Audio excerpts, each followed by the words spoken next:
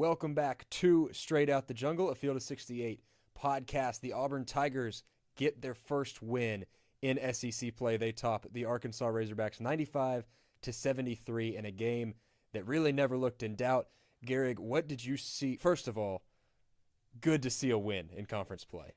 What did you see about this Auburn team that looked different against Arkansas? Because they really looked like a different team Saturday. Well, I think the way they came out of the gates, just throwing punches and making shots. They made a ton of shots early, and I think that kind of set the tone for the way the offense was going to run. They had great defensive possessions in the first, I would say, 10 or so minutes of the half that were really noticeable, that allowed them to go on a little mini run. I remember at one point in the game, it was 20-20, and then I look up, and it's 39-20. Auburn has opened up a 19-point run. Once that happened, and it was on the back of defense, the game was put out of reach, and I think it's just a great response after two of the more heartbreaking consecutive losses Auburn basketball has seen. We talked about it a little bit on the podcast last week, that in my opinion, up to this point, this is the most important game that Auburn was going to play this season, and they answered the call beautifully. They did. You said it. To me, what was different about this team, they came out firing. They were confident.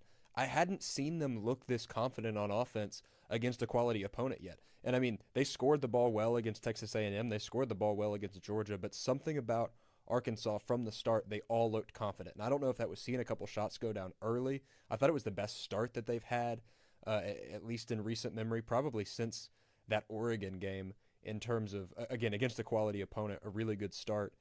But yeah, they came out confident, and like you said, when their backs were against the wall and they needed a win, and a loss would not have been world-ending, but starting 0-3 in SEC play is really hard. So answered the call beautifully. Let's talk about Keyshawn Hall. He has been the guy to talk about all season, and he did it again. 32 points, 5 assists, 4 for 5 from deep. Just has been the best player on the floor every single night in every game, and it showed huge against Arkansas. Yeah, Keyshawn Hall is not getting the attention he deserves right now, which is crazy because people are talking about him, but we need to be talking about him more. He is averaging 28 points per game through 3 SEC games against, teams that are pretty solid in the SEC. They're going to win a lot of games. Arkansas is going to win games in the SEC. Georgia's going to win games in the SEC, and now Texas A&M receiving votes in the polls as well. It's a tough stretch for Auburn, but Keyshawn Hall hasn't missed a beat in the 11 of 14 shooting. He's just efficient. He can score in so many ways off the dribble. He's a catch-and-shoot guy as well. He, in my opinion, has been easily the biggest pickup Auburn has had this year. And I think we've kind of seen his connection with Todd Pettiford a little bit increase. We'll talk about that later, but I think Tahad's role is changing as Keyshawn Hall continues scoring the way he has been able to. He's not just been obviously the biggest pickup this year. He has been the biggest immediate impact at Auburn that I can remember. And, I mean, so 2021-22, Jabari Smith and Walker Kessler, both first-year players, and both were incredible, huge in their first year. Janai Broome in that 2023 season was great in his first year. This is another level. I mean, it is a dude who, if Auburn finishes over 500 in conference play, I don't know how you don't give him the Conference Player of the Year. I mean, if he can be on cruise control the rest of the season and average 20 in conference play. He is phenomenal. I looked about halfway through the Arkansas game when he had hit a couple of threes, and in my head for some reason I was like, I don't feel like Keyshawn Hall is a particularly efficient scorer. I was like, I think he's a really good scorer. And I went and I looked at the stats, and he was shooting 45% from three on the year, and I was like, it is just remarkable what he's done, because that at a college level with the volume that he has is just, you don't see that. You don't see that at all. No, you don't see it anywhere. And you mentioned, like, he has been put into a different role than I think any Auburn transfer has been put in the past. He's coming in, and it's like, we need you to score the basketball. Auburn has guys who can score along with him. I'm looking at the stat sheet right now, and I see 32 points, and I'm like, oh, who else scored? A lot of other people scored because they scored 95 he had points. 4 double-digit scorers. So, in reality, Auburn in the past has been this balanced offense, and I still think they are to a degree. But this is something different. This is Keyshawn Hall. Okay, let's look at you. You are going to score the basketball. Probably not 10 times every game, but he's done it 10 times every game to start SEC play. And so it's interesting. It's a new dynamic of watching Auburn basketball.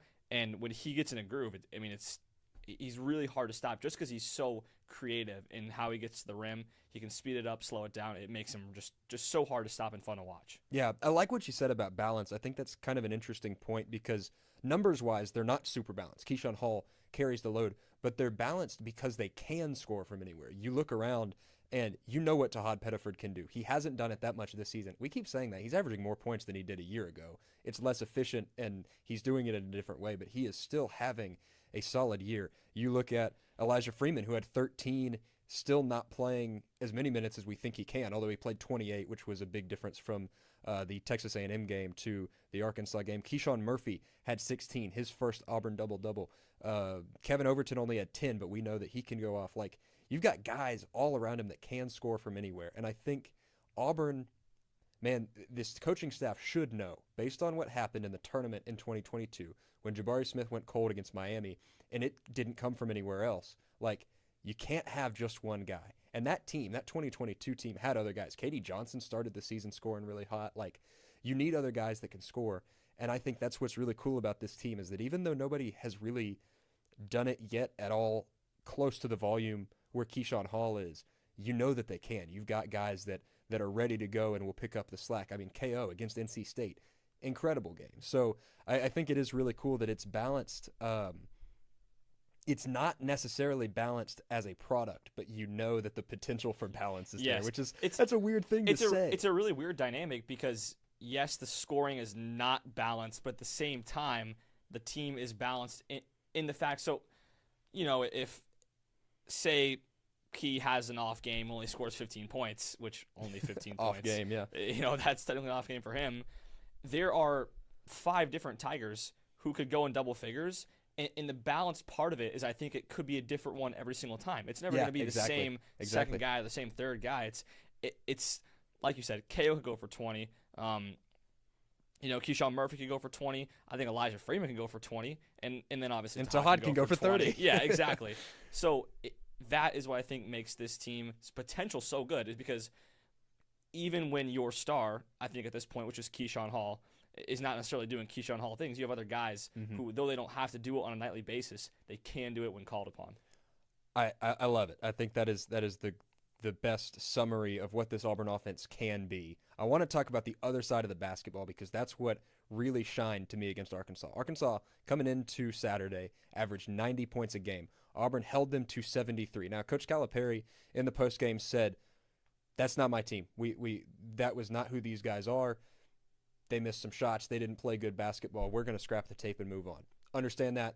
Think that's great. Coach Cal is great for a reason. He knows what he's doing. Auburn forced some of that. Auburn played the best defense for 40 minutes that they've played this year, again, against a quality opponent. I think they played pretty good defense against Houston, but Houston's scoring is not Arkansas.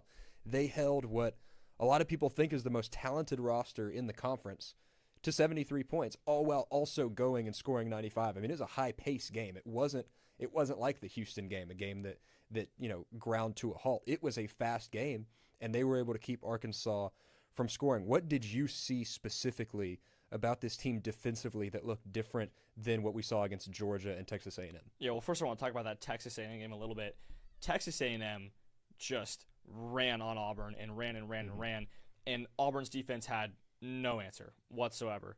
And then you bring in Arkansas, a team who arguably has a faster, better, higher pace, higher power, more efficient offense than A&M, and Auburn shuts them down. And I think they did a really good job just closing gaps. I mean, Coach Cal was saying in the postgame, like, we need to get paint touches, and, we don't get paint touches through, dribble drive penetration. We get it through, throwing the ball in the block and letting our guys go to work.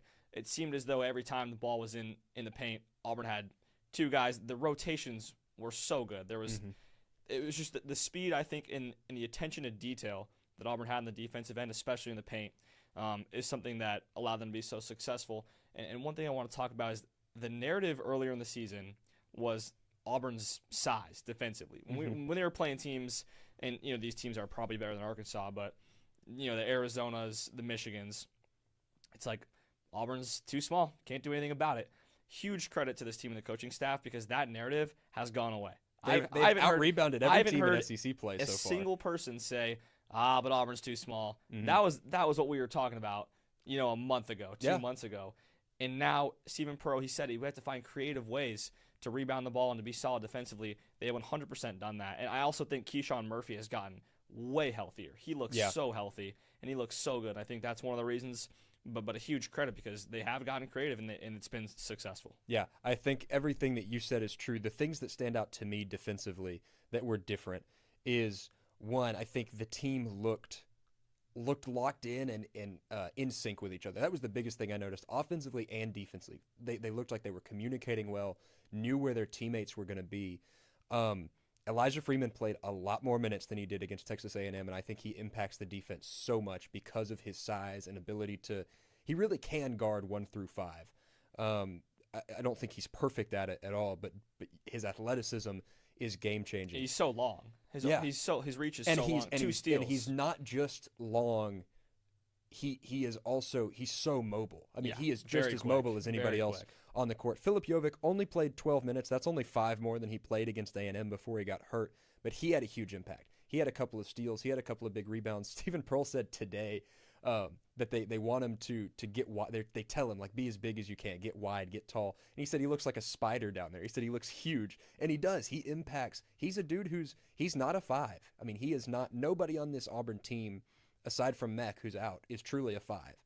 And yet they find ways to clog the paint and play well in there. Keyshawn Hall had 2 blocks. But Elijah Freeman, the ability of Jovic, and then I also think that Blake Michalek, he only played 10 minutes, and he didn't have some awesome time on the floor. What Stephen Pearl said in postgame is he's a little bit of a practice warrior. I mean, in practice, he plays incredible defense, and then when he's on offense, Stephen Pearl said, we'll play 29 and a half seconds of perfect defense, and then he'll hit a step-back 3. And so clearly the staff believes in Blake. This team believes in Blake. He played well under some significant Arkansas ball pressure. His defense changes a dynamic. When you have him in, and no shade to Caden Magwood, he just hadn't been playing that kind of defense. We didn't see Magwood play at all in the Arkansas game. We saw Blake go out there for 10 minutes and give very high-quality, high-effort minutes. Those 3 all came off the bench, and to me, really, really made a difference in Auburn's defensive success. Yeah, Filip Jovic is a player for Auburn that I think if he goes, he can really determine Auburn's ceiling. Mm-hmm. Because and his ceiling is endless. It is like high right now. It is high. I mean, you get a guy who's just coming over from playing overseas, where it's honestly a different game over there. It's a different style of basketball, and he comes over and he's adapting to living in the United States, and he had a rough start. I mean, people did not enjoy watching him play basketball. Now here he is, fan favorite, making plays up and down the floor.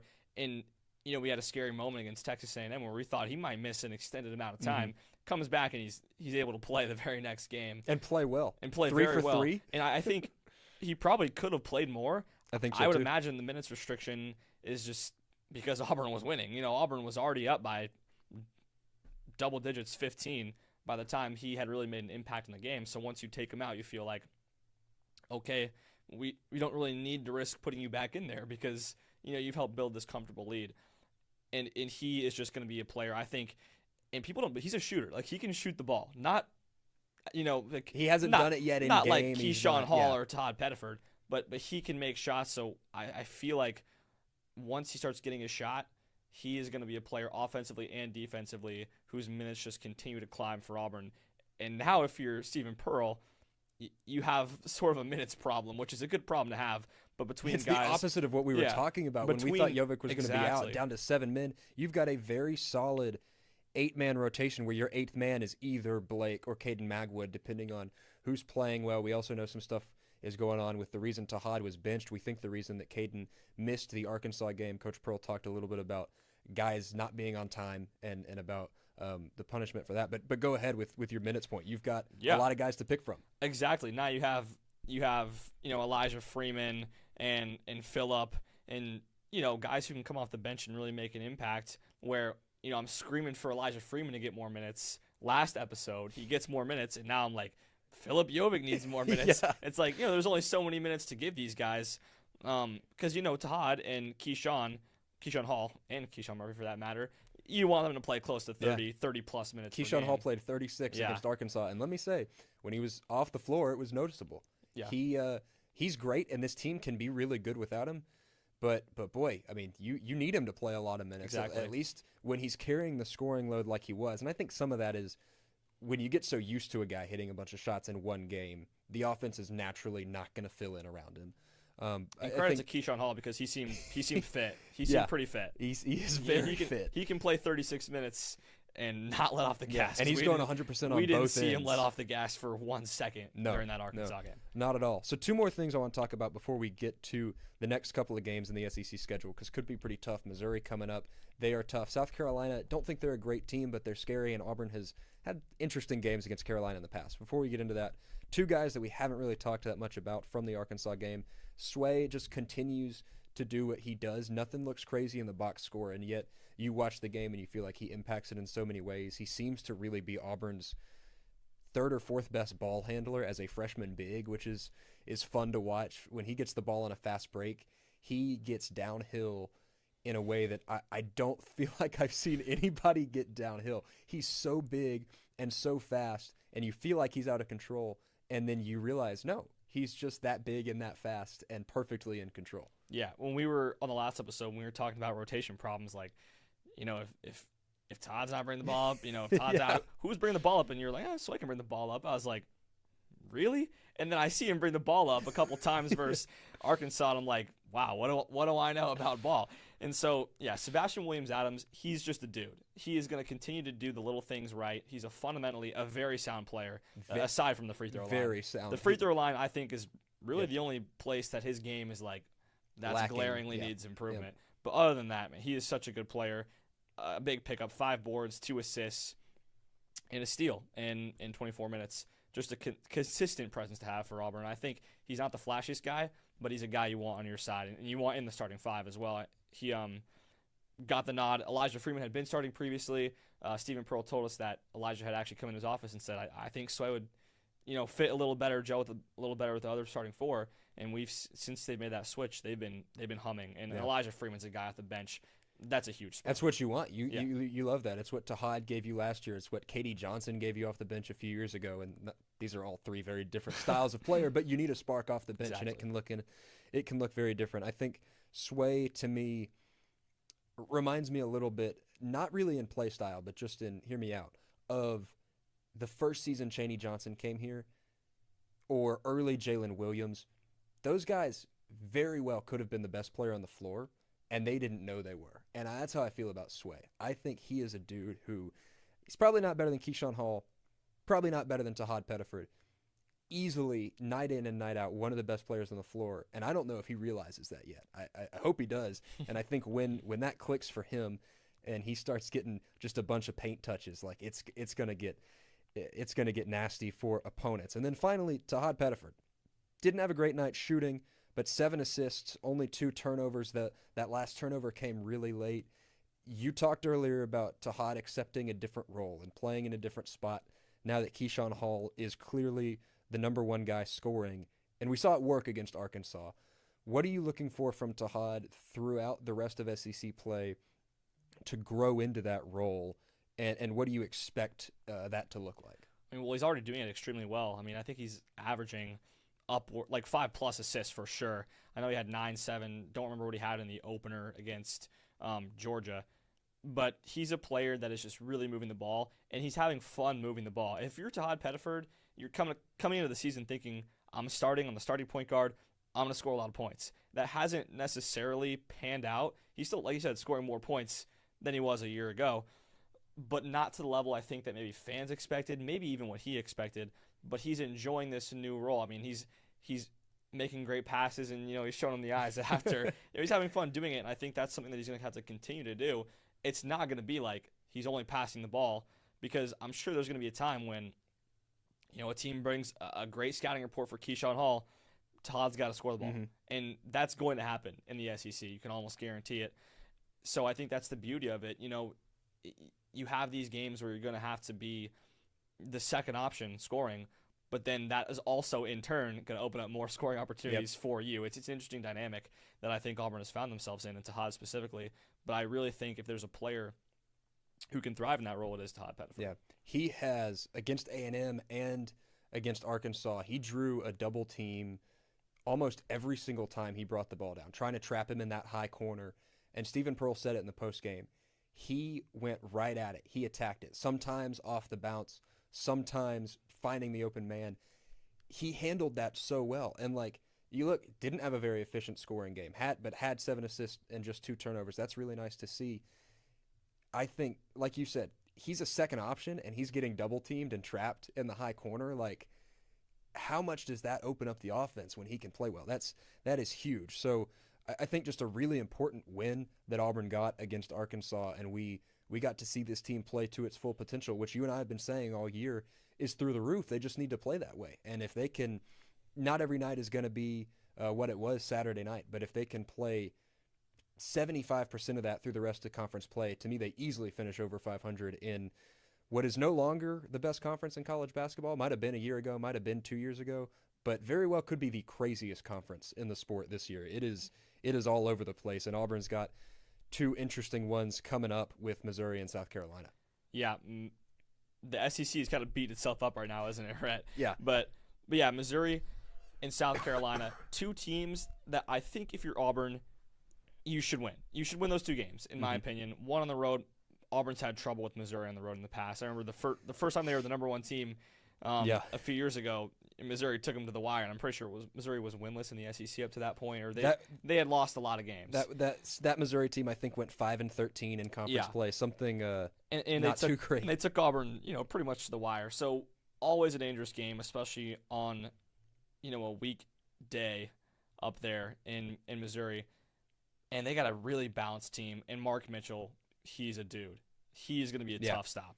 Yeah, they balanced is huge. They've got 4 guys averaging double digits, and like you said, Mark Mitchell is really good. And I think, we talked about this earlier, Coach Cal is probably still the best coach in the conference. I think Dennis Gates is really, really good. I think I'm a little higher on him than a lot of people, but I think everybody that knows basketball likes Dennis Gates a lot.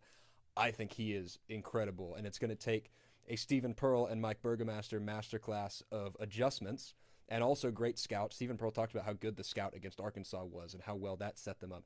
It's going to take a lot of really good coaching to beat Dennis Gates, because he is really good, and this Missouri team is a really scary team. You don't want to play them on the road. It's never fun to play in Como. Auburn struggles a lot when they play at Missouri. And shout out to Dennis Gates' mustard-colored tie. It's just a staple, man. I'm not the biggest fan of the tie. I think the color's a bit ugly, but man, he's consistent with it. He rocks it every single game. He looks, I don't want to say fresh, but he looks good, And he's just a player's coach. The players love playing for him, and it's pretty evident. And so, I hate to play against a team that is having fun playing for their coach. Yeah. That's always a dangerous team.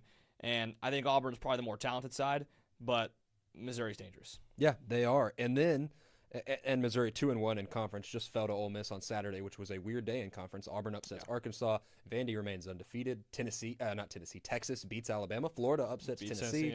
All over the place in the conference. And then Auburn, after they face Missouri on Saturday, go to play another coach that I think is great. And this is going to happen all year because the SEC has great coaches. South Carolina, not the best team, but a good basketball team. I think Lamont Paris is a great basketball coach. They're also balanced. They don't score as well.